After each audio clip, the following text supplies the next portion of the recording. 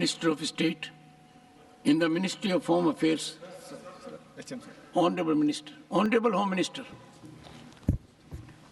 सभापति महोदय, स्टेटमेंट जो है भारत सरकार का वो नित्यानंद जी ही बताएंगे, मगर मैं कुछ चीज़ों की स्पष्टता करने के लिए आपकी अनुमति से इस सदन के सामने खड़ा हुआ। सबसे पहले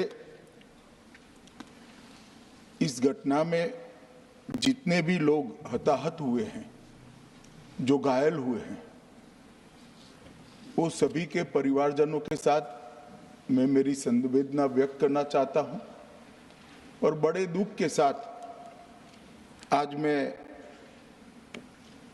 उनके प्रति अपार संवेदना के साथ इस सदन में खड़ा हुआ हूं।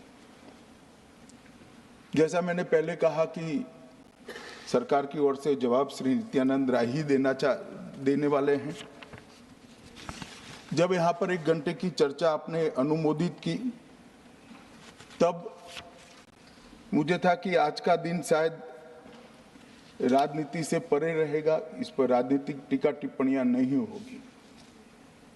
खैर, उद्देश्य से या जानकारी के अभाव से कुछ टिप्पणियां भी हुई और कुछ सदन को पूरा देश देखता है, इसलिए देश के सामने कोई गलतफहमी न हो जाए, इसलिए मैं स्पष्टता करने के लिए खड़ा हुआ। दोषारोपण हुआ या जानकारी के अभाव में मुझे मालूम नहीं है, मगर मुझे स्पष्टता करनी है माननीय महोदय, आपके माध्यम से सदन से और सदन के माध्यम से पूरे देश को। Early warning early warning early warning early warning बोलते ही गए। अंग्रेजी में जितने भी गंभीर प्रकार के शब्द है अपने भाषण में डालकर इसको बताया गया। मैं सदन के सामने स्पष्टता करना चाहता हूं, 23 जुलाई को केरल सरकार को अर्ली वार्निंग भारत सरकार की ओर से दी गई थी। 23 जुलाई को, 7 दिन पहले, फिर 24 को गई, फिर 25 को गई, 26 तारीख को मान्यवर ये कहा गया कि 20 सेंटीमीटर से ज्यादा वर्षा होगी, भारी वर्षा होगी, लैंडस्लाइड होने की संभावना है, मड भी रस होकर आ सकता है और लोग इसके अंदर दबकर मर भी सकते हैं। मैं कुछ कहना नहीं चाहता था मान्यवर, मगर भारत सरकार की अर्ली वार्निंग सिस्टम पर सवाल किए गए, इसलिए मैं कहता हूं प्लीज लिसन अस, मत चिल्लाइए, प्लीज रीड इट। जो वार्निंग भेजा है उसको पढ़िए जरा। और इस देश में कई राज्य सरकारें ऐसी हैं जिन्होंने इस प्रकार की वार्निंग का उपयोग कर जीरो कैजुअलिटी डिजास्टर मैनेजमेंट किया है। मैं ओडिशा राज्य सरकार के लिए भी, उस वक्त हमारी नहीं थी, नवीन बाबू की थी, हमने 7 दिन पहले साइक्लोन का अलर्ट भेजा, सिर्फ 1 व्यक्ति मारा गया, वो भी गलती से मारा गया। गुजरात सरकार को हमने साइक्लोन का अलर्ट 3 दिन पहले भेजा, एक पशु भी नहीं मरा साहब। मगर मैं बड़ी विनम्रता के साथ कहना चाहता हूं कि आप जो घिसे पिटे शब्द यहां लेकर आए हैं और डिमांड ही करते जा रहे हैं, अर्ली वार्निंग सिस्टम है।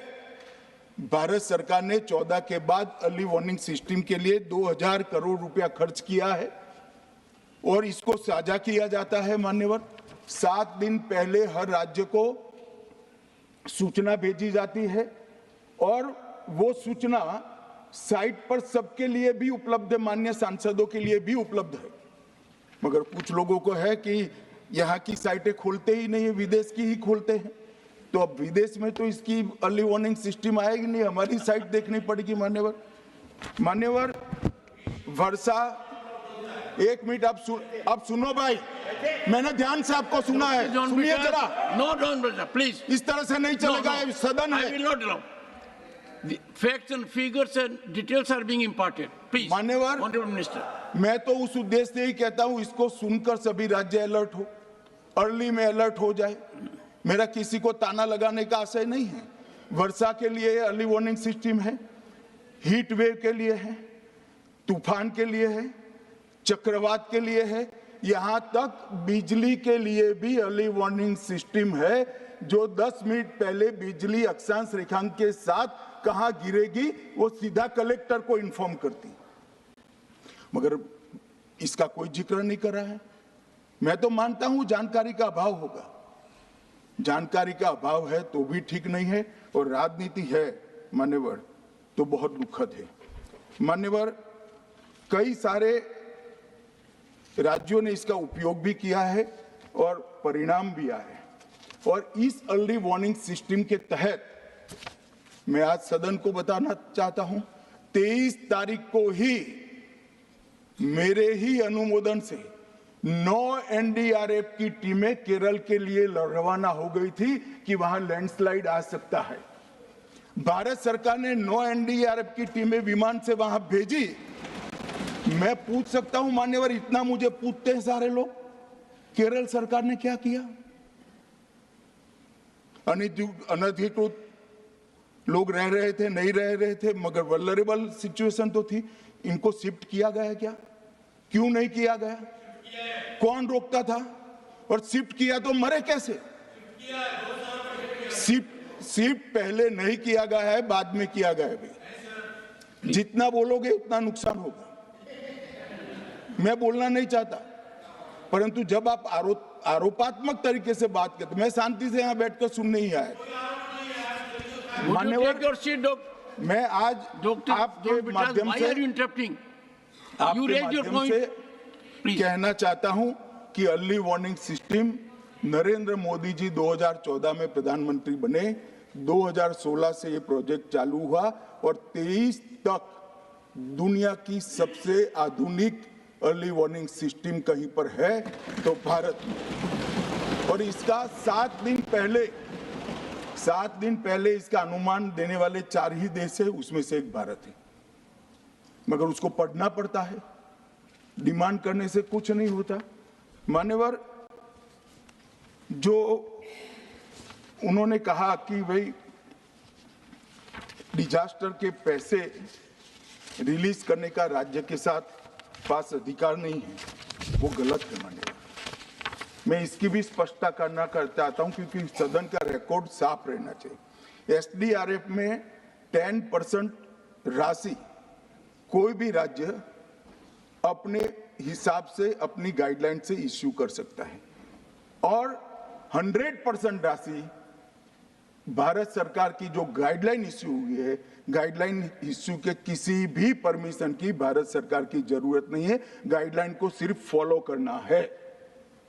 मगर जो ये डिजास्टर के पैसे हैं और कोई हेड के अंदर तो खर्च नहीं हो सकते, हमें इतना तो चेक एंड बैलेंस रखना पड़ेगा।